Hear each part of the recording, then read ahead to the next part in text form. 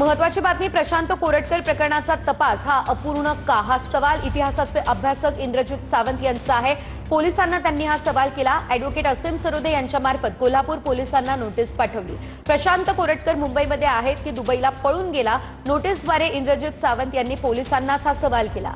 छत्रपती शिवाजी महाराजांच्या अवमान प्रकरणी कोरटकरवर गुन्हा दाखल आहे, मात्र अद्यापही त्याच्यावर कारवाई झालेली नाही। त्यामुळे पोलिसांना इंद्रजित सावंत यांनी स्वतः नोटीस बजावली आहे।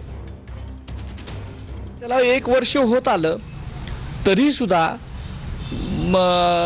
अजूनपर्यंत जी काय ते चार्जशीट होऊन ते पुढे सगळं प्रकरण जायला पाहिजे होतं ते गेलेलं नाही।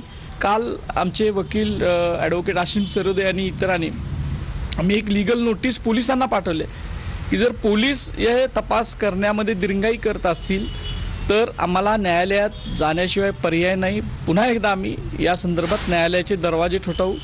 शासन गंभीर नसेल तर न्यायालयाची लढाई लढण्यासाठी आम्ही पुन्हा